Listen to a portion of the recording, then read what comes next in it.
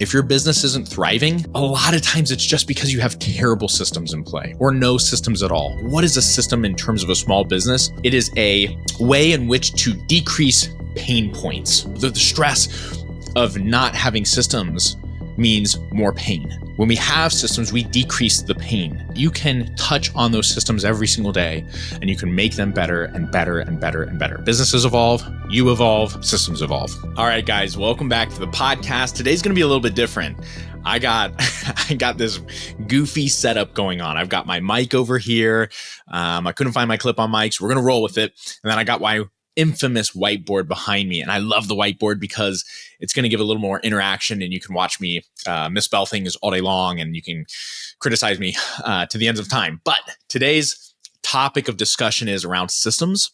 A lot of you guys have questions around like, how do we create systems? What systems are we focusing on? What's the importance of systems? Like, why should I care as a clinic owner, as a business owner? Why in the world do systems matter to me?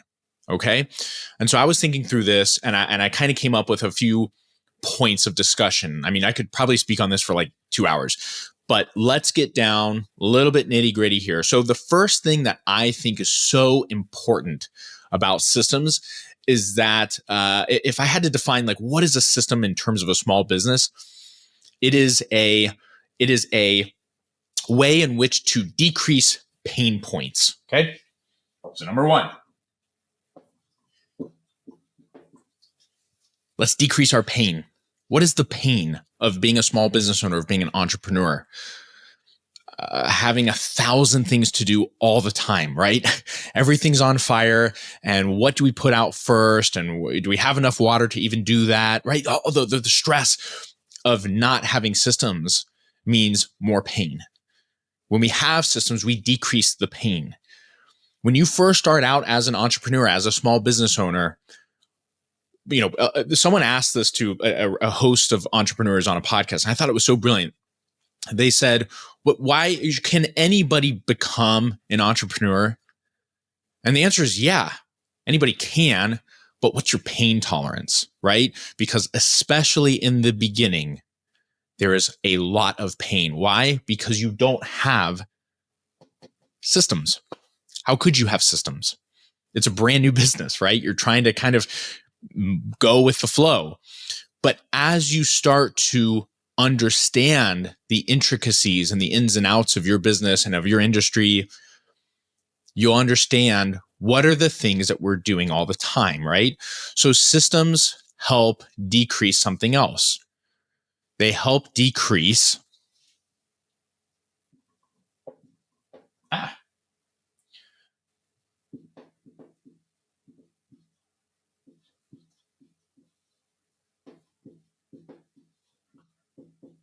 time spent on tasks.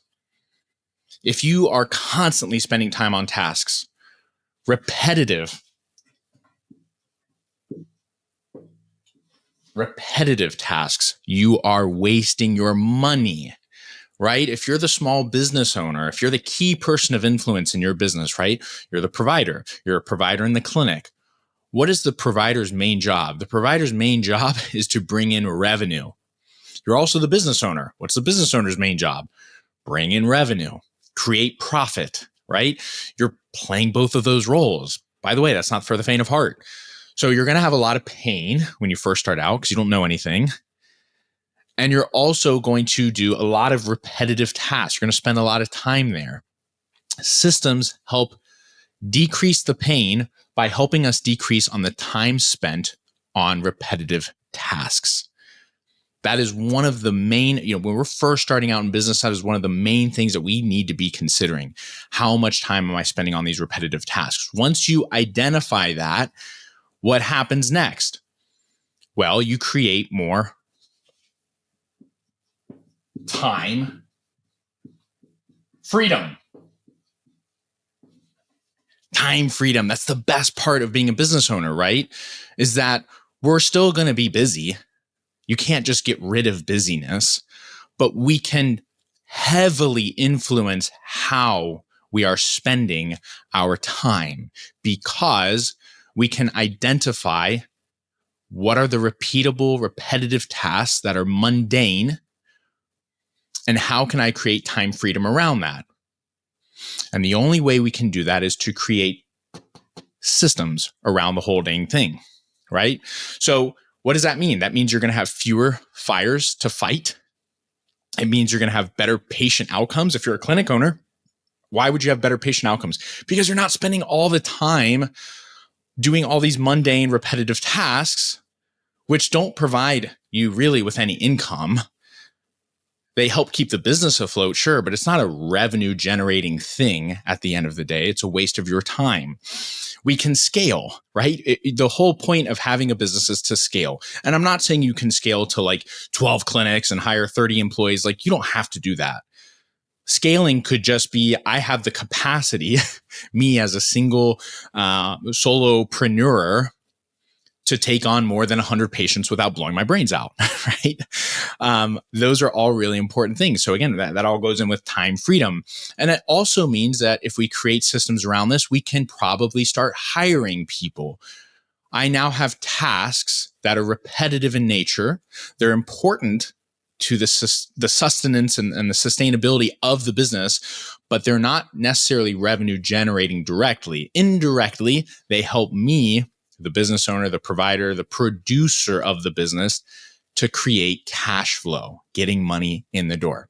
Okay. So those are really, really important things. Let me erase this because here's how we're going to create those systems. Okay. This is a really tight area, by the way. And I'm like a really, big, strong guy. So it's hard for me to move. Okay. So again, how do we create systems? What are the things we have to do? Number one is pretty freaking easy. Start with repetitive stuff. What are the repetitive things? List them out. That could be something like, here's a good example.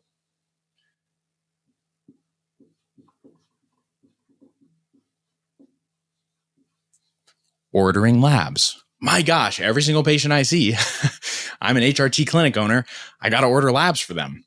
Right? The initial consultation thrives off of the ability to have them go get blood work done and come back in and see me. And then we look at them and we say, hey, it looks like you need HRT. Fantastic. That's a repetitive task. I don't have to do that. Not necessarily. In the interim, when I first start out as a business owner and I maybe can't afford a virtual assistant or a receptionist or an MA, I might need to do that myself. So at the very least, can I create systems around that? If you are one of those people, if you notice you have sticky notes everywhere, right? Or you're just like, oh, I'll just remember how to do that. That is a sign that is probably something that should be an SOP, right? A standard order of process, right? Something that is repetitive over and over and over again. We're never going to miss a beat on an SOP because it's a standard operating procedure. It's something we have to do over and over and over again, time and time again, until we can freaking figure this crap out. Okay. So start with what's repetitive. Is it scheduling? Is it billing? Is it refilling prescriptions? You can't always get rid of that thing. That's not necessarily the goal. Okay. So don't make the goal, let me get rid of this off of my plate entirely. That might not be the goal. The goal might be, how can I take what is a very complex thing and scrunch it down into something that's simple? Okay. So again, that's a noise versus signal thing. What is the signal? What is the thing that I have to focus on to get this item done on time, so that this patient has great outcomes and the business gets great revenue? Those are the things you have to be thinking about. If they are done more than twice, if you ever do anything more than twice, it needs to be an SOP. Okay. Number two, I'm gonna erase this part. Number two would be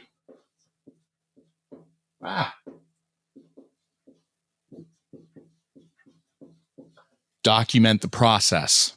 Super important, right? We've identified the problem. I got to order labs. For every single time I see a patient, I have to order labs, and it has to come through LabCorp, and it has to be the certain way, maybe via my EHR. What are the things I need to collect from the patient to be able to send these labs through, right? How do we document that? It's so easy now. It's crazy, guys. Here's what you're going to do. So this whole process is going to be done via ChatGPT. The whole process. You're going to open ChatGPT up, and literally, you don't even have to type this stuff in. Voice out, hey, chat, here are the steps that I need you to document into an SOP, something that I can copy and paste into my whatever, Google Doc, or maybe if you use Asana like we do to help just organize and manage those SOPs. Chat, I need you to organize my thoughts here into an SOP. Here are the steps that I take every single time I do a lab order, right? And so you're going to literally speak that out to chat like you're talking to a friend. Don't be weird about how you're saying things. ChatGPT is amazing at organizing your thoughts, okay? So it could literally be patient calls. I answer the phone. We go through the initial conversation. He ends up wanting to pursue therapy. The first thing I ask for is his demographics. I put them into the EHR. I then take those demographics and I plug them into my internal EHR lab ordering system. If you click on blah, blah, blah, blah, blah, right? You're going to just walk them through those steps. You're going to walk ChatGPT through the steps.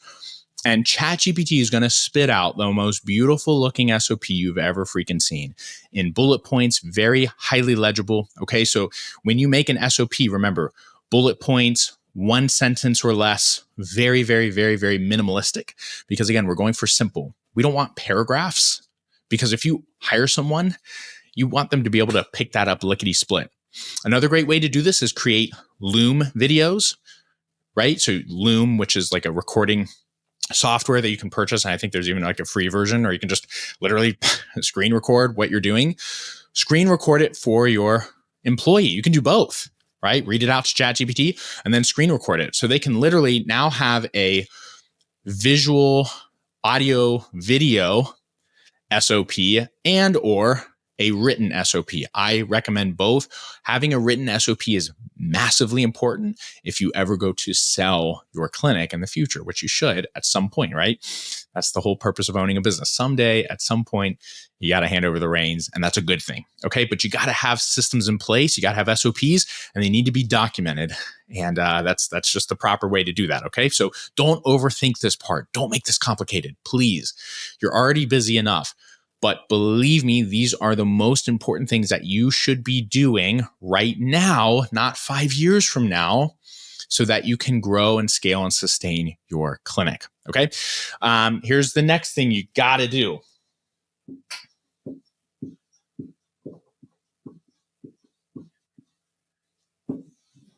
You have to be able to delegate.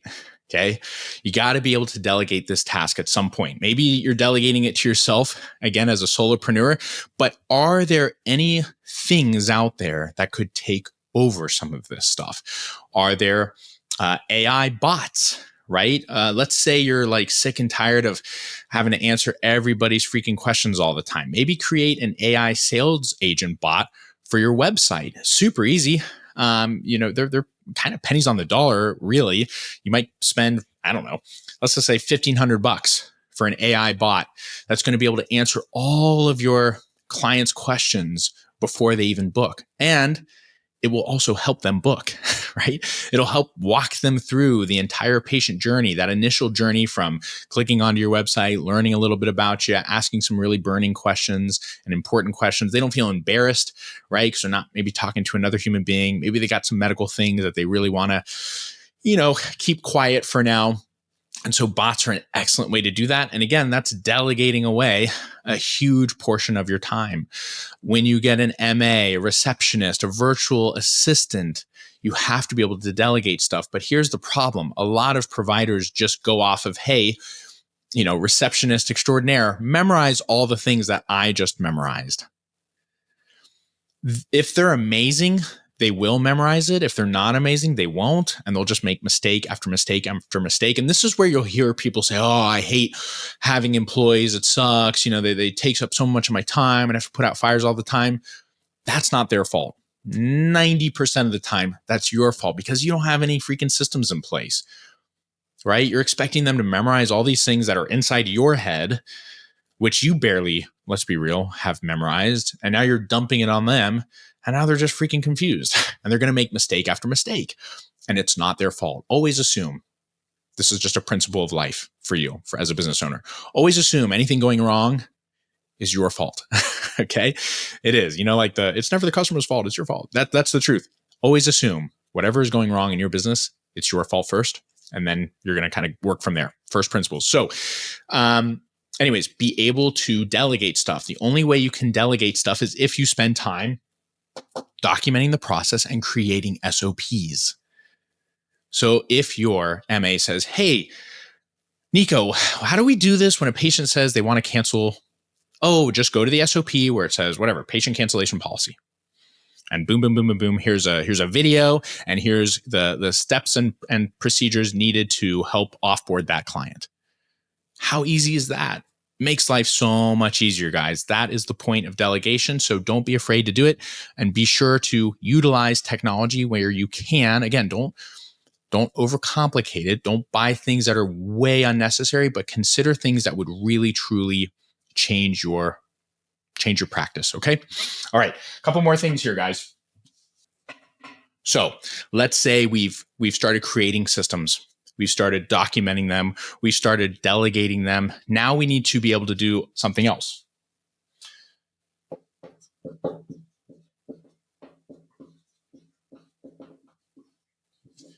You need to be able to test and refine the SOPs, the systems at large. Test and refine them. The whole purpose of being a business owner and being extraordinary, right? The idea behind unreasonable hospitality, which we talk about a lot, which is just delighting people, going above and beyond, your client's expectations to deliver just unbelievable value. A lot of that is in the little things. It's in the details, right? Make them unforgettable and make them so clean and clear and precise. It's just mind-blowing. So run through the systems yourself. If you create a chatbot agent or have someone else create it for you, run through it. Pretend you're the patient. Better yet, have someone way outside your own industry do it themselves. A loved one, a friend, right? Hey, just pretend you're a patient. Tell me how easy this is. Because you're going to go through it and think, oh my gosh, this is amazing. Look at me. I'm a rock star. Someone else is going to go through it and say, that sucked. I don't understand any of the lingo that it's using, the processes. I don't understand why I'm doing some of these things, right? So you may need some more pre-education around your systems. You may need a better touch point in certain parts of the systems themselves. Are there any missteps? Are there any bottlenecks, right? Is it like everything's going great, step 1 through 2 through 3, and then boom, step 4 hits and everything seems to fall apart, right? Whether that's a patient's not showing up to their appointments, a patient's not getting their lab orders on time, patients are losing their lab orders, whatever that might be, those bottlenecks are huge, okay? Because again, from the outside, everything looks great. On paper, it looks amazing. In reality, it doesn't play out the same. Get rid of confusion. Get rid of things that are not clear and fix systems as you go. It's an ongoing thing. You then train your people to also do that. Okay? You do not need to be the one. Again, this is part of delegation. You should not be the only person updating these SOPs. This is why it's so important to have, weekly meetings at the bare minimum once a week. Daily huddles are best so that you can touch on those systems every single day and you can make them better and better and better and better. Okay. They evolve. Businesses evolve. You evolve. Systems evolve. Okay. The last thing I'll mention.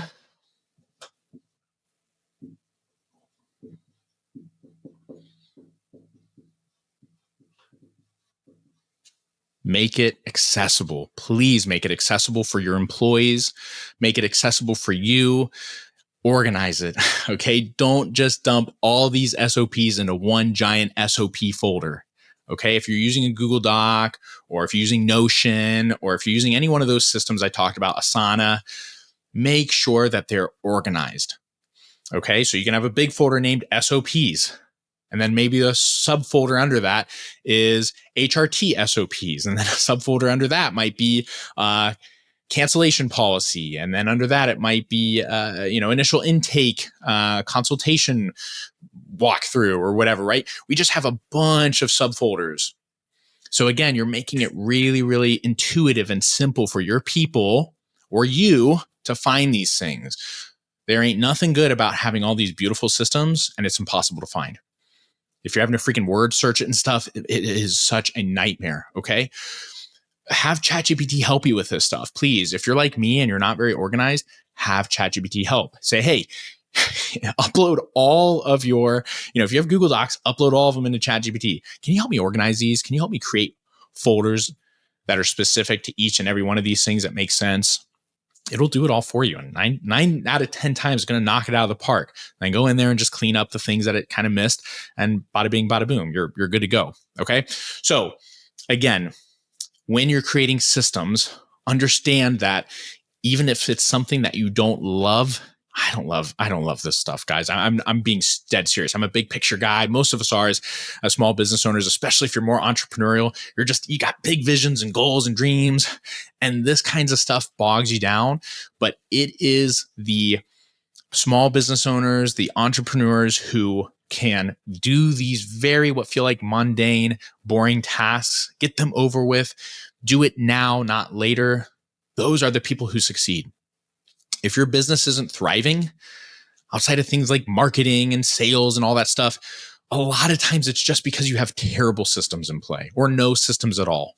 And it's just clunky. And patients feel that, clients feel that, they don't like that. Your employees will feel that, you'll feel that. It feels clunky, it feels repetitive, it feels cumbersome, and it's a really good way to go out of business quick. Okay. So I hope that was super, super helpful, guys.